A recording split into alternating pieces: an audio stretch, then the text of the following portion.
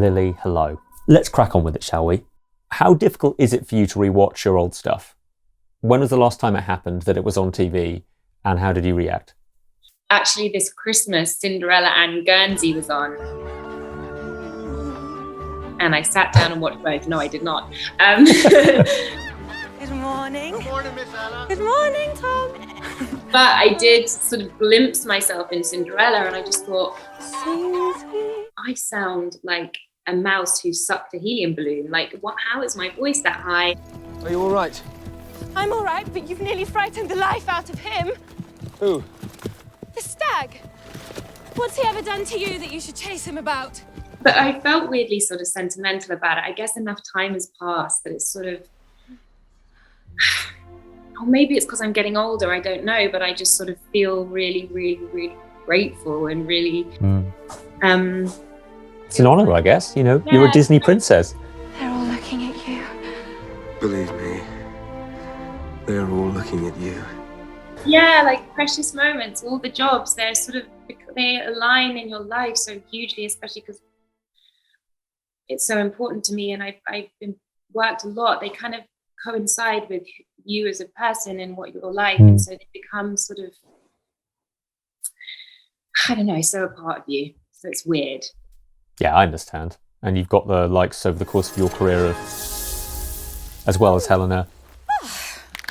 That's better. Kate, obviously, on Cinderella. Yes, stepmother. Oh, you needn't call me that. Madam will do. Gary Oldman. Come on, telegram. Holland alone. Meryl Streep and Cher. Mm-hmm. Yeah, it is extraordinary. I watched Meryl Streep on set and just thought, how did she do that? And how is she behaving in between takes? And what's she doing to galvanize before a scene or before a moment? I never thought I would dare to tread like an image passing by, my love, my life. Do you think that movie has the most, this is the most surreal moment of my life, top 10 moments of your career? Yeah. Like dancing in flares, Mamma mia, here I go again. falling off a bar and into a man's arms. I should not have Hi there. Bill?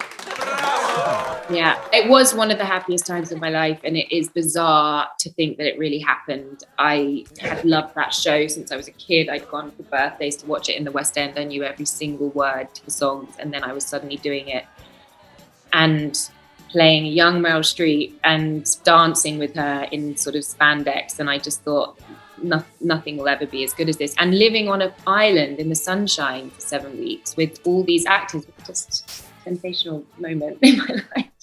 I really salute you, because I've had anxiety dreams that are essentially, I am singing When I Kissed a Teacher, or the teacher, in front of the whole of university. And you did that. And then you went crowd surfing. I know. I was in a trance when I kissed a teacher. Oh my God, it was so fun. That was the first thing we shot as well. That was like day one. Whoa. You're living out all your best dreams. Like I wanted to be a pop star, and I'm not good enough. And so then I get to do it in this film, and it's like the coolest thing. And there was such joy and such abandon, and so uncynical. You have to go into that film and go, I'm giving myself to this, and I'm not going to think about it. And that's a really exciting place to exist and to work with other people from. It's not sexual. It's a meeting of minds. Linda believes in love. She's passionately romantic. Okay, let's move on to The Pursuit of Love, which is a book I read maybe 6 or 7 years ago. And I imagine you saw the opportunity to play Linda and just went, I've got to do it. I must do it. It's Linda Radlett. I have to. She's an icon, I think, really. And she's a legendary character. What did I tell you about air raids not killing people? My bed simply went through the floor and Plom and I went on it. Perfectly comfortable. She sort of transcends time and space. Linda Radlett was not only my favourite cousin, but then and for many years, my favourite human being. Actually, you know, I have been involved in this for a really long time. We started talking about this maybe when I left drama school. Whoa. And it was an idea, they got the rights for it, and then Emily Mortimer wrote this script, which I think crystallized everything that is important, everything that's funny, everything that's potent in the story. Don't pity me, Fanny. And she managed to capture it all, literally. I think it will probably be the best character, or the character I've given most of myself to ever, maybe. Yeah, I'm not surprised. I aspire to true love. You know what? As a girl, or as a woman, and as an actor, there's so many times where I realize you sort of you monitor yourself, and you're afraid, or you try to please, or you self-regulate how you are, and you're thinking about how you're being perceived. And Linda doesn't do that. She just explodes out. She follows every impulse. She's so brave and curious, and as you said, just full of this passion. So when you're in a scene, or when I was sort of living through that job, there was just such freedom and such a liberation in sort of living inside that kind of a person. You can't say that her life isn't exciting. I do feel like a terrible old black sheep. I was wondering what movies of yours, if you're that sort of person, you have the poster up of. Oh, I have to admit, I have Baby Driver in Pride of Place. What is your name? Baby. Wait, what? Your name's Baby. B-A-B-Y, baby. Yeah. So I just bought a house, and my first home, and as you go up the stairs, it's right there. And I was like, is it too much? But it's just the coolest poster, and that is probably the coolest film I'll ever be in. Edgar Wright is just, what a guy. Speaking of those posters up in your hallway in Pride of Place, what mementos have you kept over your career so far? Anything from Downton, perhaps? Any clothes? For Cinderella, this crazy thing happened where all these designers created a Cinderella-inspired shoe, from Louis Vuitton to all them, Jimmy Choo and Charlotte Olympia, and I kept a pair of them. So I have 8 pairs of the most extraordinary, and I put them up, so it looks like I've got a shoe fetish, which is maybe not wrong with all those shoes. Yeah, I would too. Yep. That's probably the coolest thing I have from a movie, even though it was not from the actual film. No, I love that. And can you tell what fans in the street, when they spot you, can you tell what they're going to ask you about? Are you like, Downton, your Baby Driver, you seem Cinderella-y? I'm so surprised that it's always Downton. It's kind of always Downton. I've asked Ethel to bring us some coffee. Oh, I'm not supposed to drink coffee. My mother doesn't approve.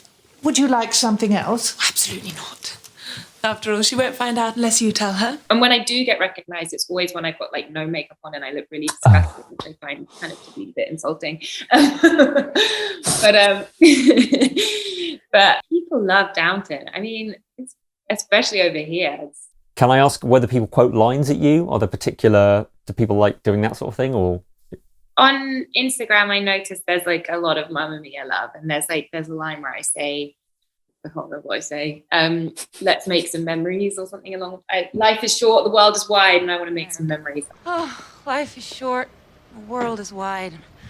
I want to make some memories. And I think that's caught on, which is nice. And I had an amazing experience. I was in Italy. I went off for a month a couple of summers ago, and I was getting on this train, and I saw this young girl with a backpack, a big rucksack, and she kind of ran up to me at the train station. She was like, "Oh my God, you're the reason I'm here. I wanted to go traveling. I watched Mamma Mia and Donna Sheridan, and I just knew I needed to go off and explore the world." She was American. She was in Italy, in deepest southern Italy near Puglia, and I was like, "Wow, you go, girl." That is, my heart would have just been like, oh. Yeah. Let me leave you with this. Last time you were in the Radio 1 studios, I think you were having a chat with Matt and Molly with Ludicrous Questions, and you mentioned that you thought if you ever really tried at a skill, you could be somebody who could juggle. Okay, what activity are you convinced you'd be good at if you gave it a proper go? Juggling. Really? After the hold. Could you feel the same way too? Have you taken lockdown as an opportunity to get juggling? I actually, if I had my phone by you, would show you a video. I just juggled literally 2 weeks ago. Can you believe it? And I won't explain the setting or why, but I did juggle, and I think I can go like, and then I drop them. So it's not that impressive, but still, that is better than my lockdown. I've learned how to have 3 takeaways in a day. You know, that's what I did in England too. That was delivery 3 times a day. Yeah. Lily, thank you so much. Have a fantastic rest of your day in LA, and see you next time. I miss home. Yeah, thank you. Cheers, Lily. Bye. Thanks for watching. If you enjoyed this video, don't forget to subscribe and click the bell icon to keep up to date. You can listen to my Radio 1 movies and TV podcast, Screen Time, on BBC Sounds. And you can find these interviews in full on BBC iPlayer by searching Movies with Ali Plumb.